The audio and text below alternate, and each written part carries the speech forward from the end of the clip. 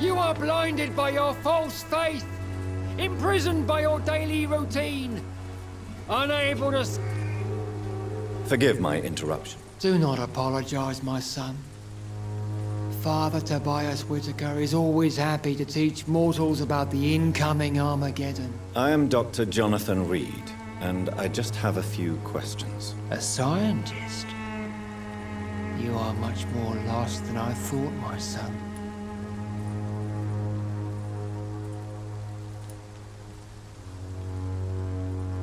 Do you know Nurse Dorothy Crane from the Pembroke Hospital? I'd like to know more about her. I don't like the liberal ideas of nurses, but I especially abhor that Nurse Crane you mentioned. Why do you hate Nurse Crane more than other nurses? Before coming to London, she was a member of the communist resistance in her country. That's what happens when you let a woman get involved in politics. So you're not exactly a fan of Florence Nightingale's work.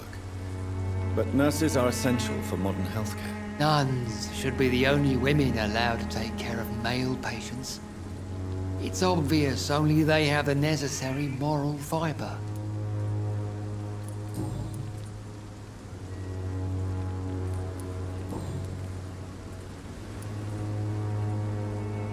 What do you mean when you say that I am more lost than you thought? All scientists are entangled in a world of causes and consequences, and most of them can't see the plain truth. Quite a judgmental opinion, if you ask me. But what do I know? Blinded by science as I am. But you are seeking answers, aren't you? Answers about the Armageddon about to strike the city. Answers about the hidden truth. Well, I suppose I can spare a few minutes listening to your so-called truth. As a doctor, you must be aware of the decimating epidemic. But let me tell you that this so-called Spanish flu is just the beginning of the end. What do you mean? The beast is finally revealing itself, corrupting the flesh and the heart of men. With my own eyes I have seen them, those minions from the abyss.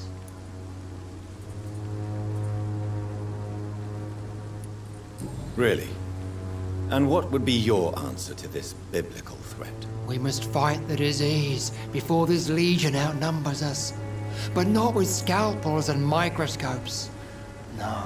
What is left then? Cleansing fire. Tell me, Tobias, what exactly is your plan concerning the cleansing of this city? God will recognize his own.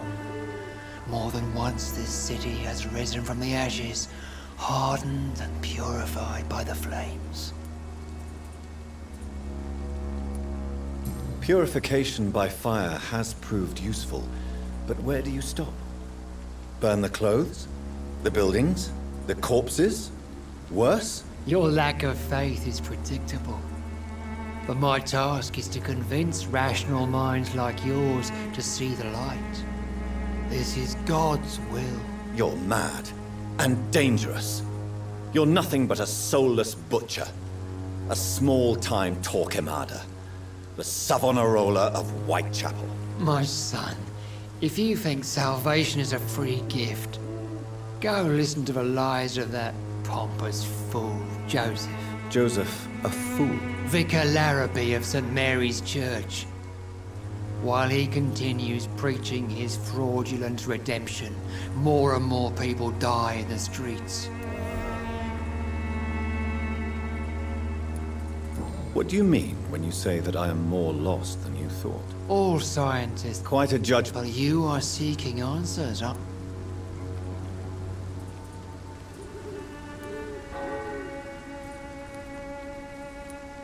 I am. But the answers I seek...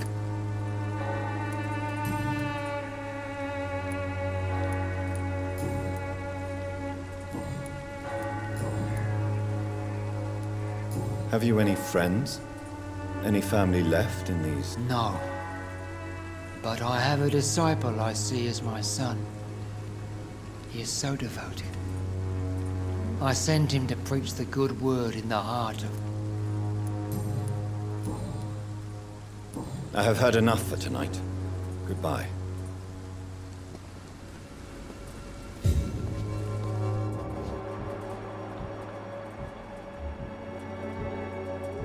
Soon the time will come when you will all be judged for your sins, even...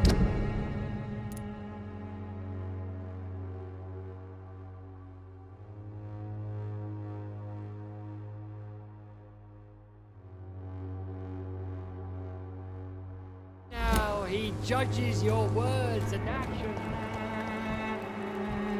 The wars of men should not be your main concern. The disease, the accidents of nature, but the punishment of a divine will. Excuse me, sir. Are you familiar with this part of town? Name's Clayton Darby, reporter. Sorry, I'm new to Uайтчепеле. But perhaps you could help me since you're a journalist. My name is Jonathan Reed. Dr. Reed, the famous surgeon. I'll gladly help if I'm able, sir. I heard you're investigating an underground medical dispensary in Uайтчепела. What do you know about it? Not much, I'm afraid. They are wary of strangers, and I'm not really an acquaintance of theirs. Why do you care?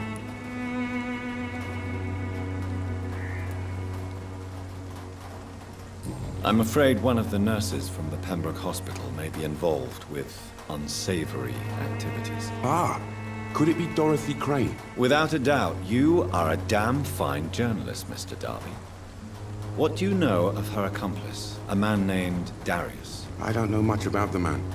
He's very cautious. Never goes out. Doesn't seem to have any friends or family.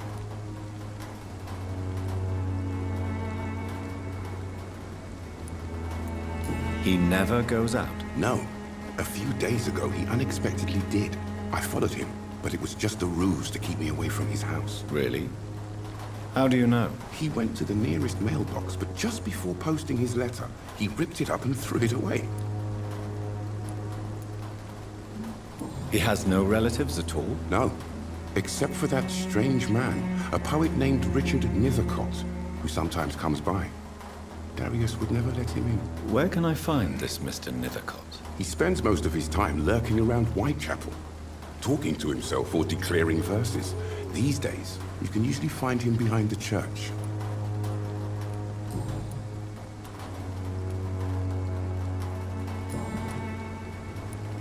Why are the newspapers keeping silent about the Spanish influenza? It's as though none of you care. There's a war going on. People shouldn't be demoralized by news of deadly diseases.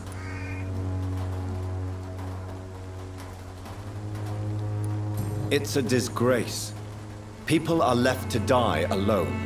No one is properly informed of the risks. These are bad times indeed. So much for the glorious British Empire. Have you any idea of the danger you face in these streets at night? I've had to run and hide more than once from frenzied mobs incensed by the fever. Do you think the flu is really responsible for this, Doctor?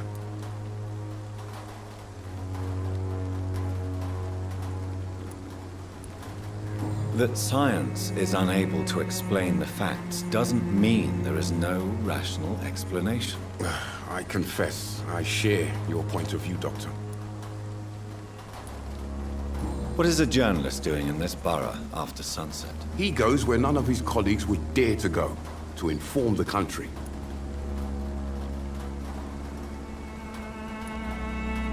So you risk your life to reveal the truth.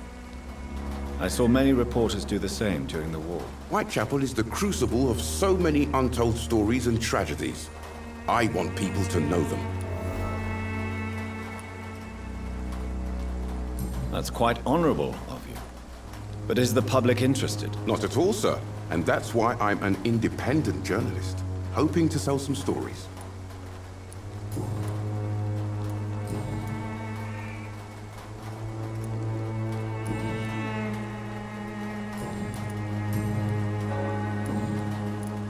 I still have questions about that Darius fellow.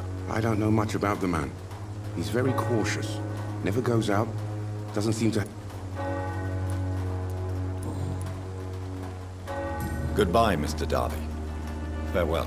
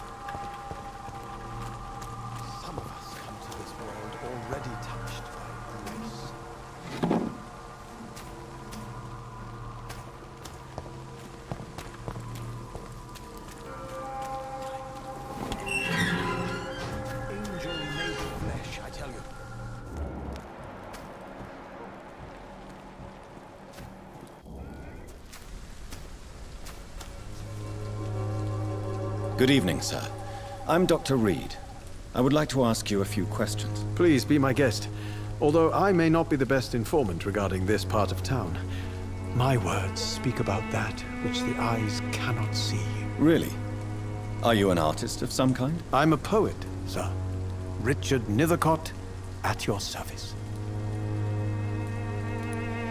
May I ask you a few questions about the district? Extraordinary part of town, is it not? I'll be glad to help you, if I can. What can you tell me about an old man called Darius? Darius Petrescu? Yes, I know him. At first, I thought he was only a small publisher. I invited him to publish my work, but his reaction was pretty clear. Not interested in your talent? Darius is an old political activist who takes delight in printing tracts and lampoons. Those communist activities only require mediocre writing skills. I'm looking for Dorothy Crane, a nurse who lives in this vicinity. Dorothy Crane. Oh, I love the name. The Crane of Uайтчепела. Sounds very mysterious. But, sorry, no, never heard of her.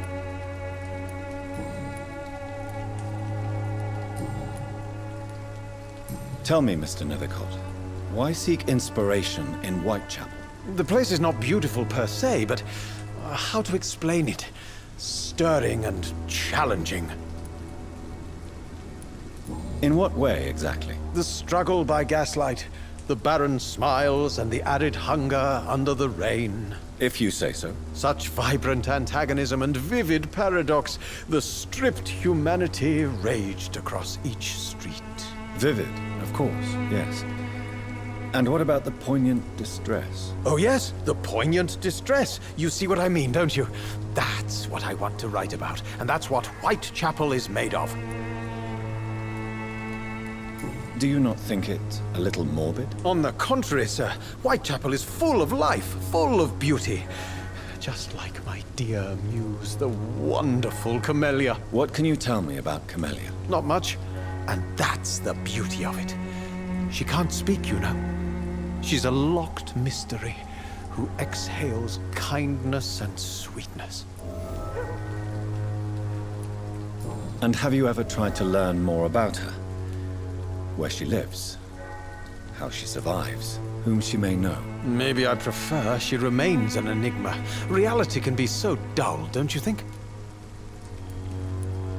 Perhaps you're just afraid to find out the truth about your muse. One day, perhaps, I'll ask her to come with me. But will she still be my wild flower of Uайтчепела if she moves uptown?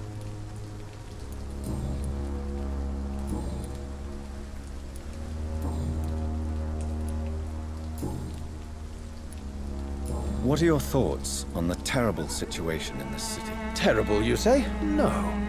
Of course, the death of so many innocents is a tragedy. But the scourge has not been all bad for the city. Oh, no, sir. What are you talking about? Do you remember London before the flu? Noisy, cacophonic, quiet nowhere to be found. And now, listen to this oddly peaceful silence.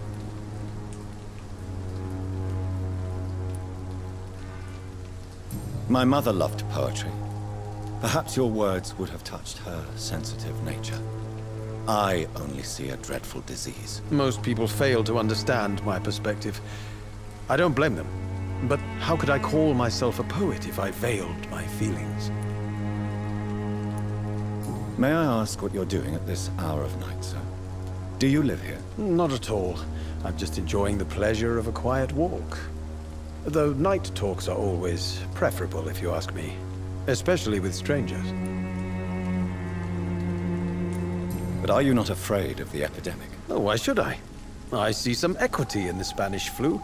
No flesh should be saved, say the scriptures. Good or evil, rich or poor, all are equal in the eyes of the flu. If you say so.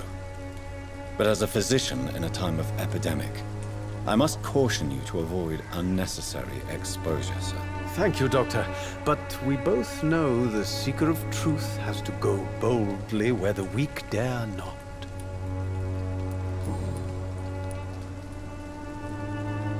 Are you aware that your life could be in danger in this part of town? But this is where I must be to feel the real beat of the city. I had to come, see it for myself, alone.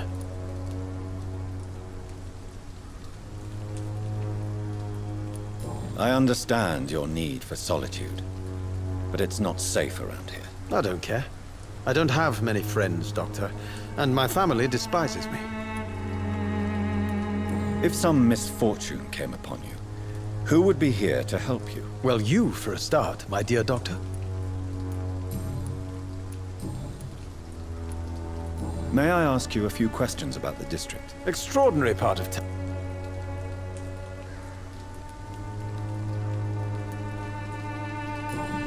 I'll leave you alone, sir.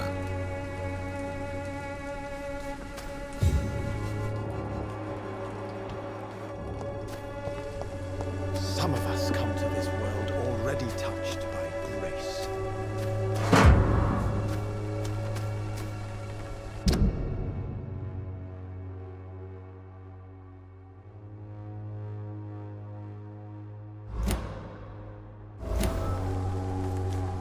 Morbidity can be its own beauty and grace. Uайтчепела is not just disease, desertion, and despair.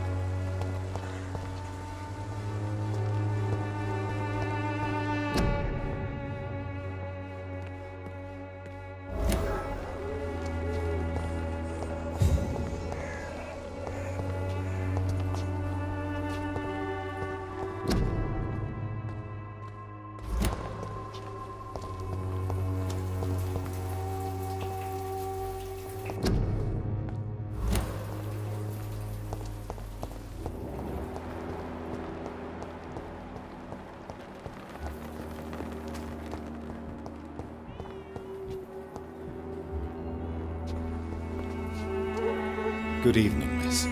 I'm Dr. Reed. I'd like to ask you a few questions. I know what you're thinking. A tall stranger who meets a girl in the street at night.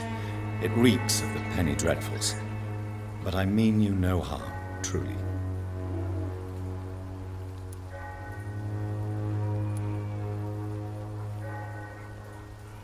Camellia, I know you work for Dorothy Crane. Please tell me about her secret dispensary. A stubborn and mute comrade. Nurse Crane and Darius Petrescu have been clever. Tell me about Richard Nithercott. I understand he is quite fond of you, Camellia.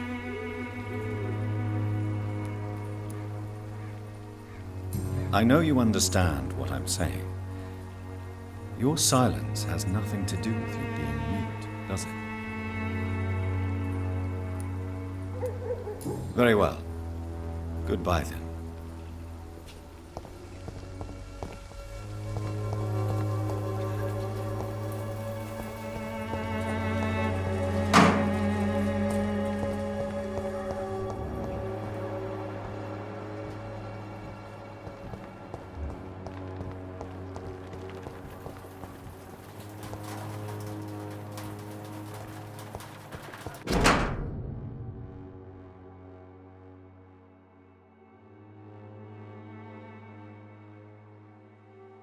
The content of Darius' letter to his children could give me more leverage to enter. Darius is a bit less of a mystery now. It should not be that difficult to incite him to let me in.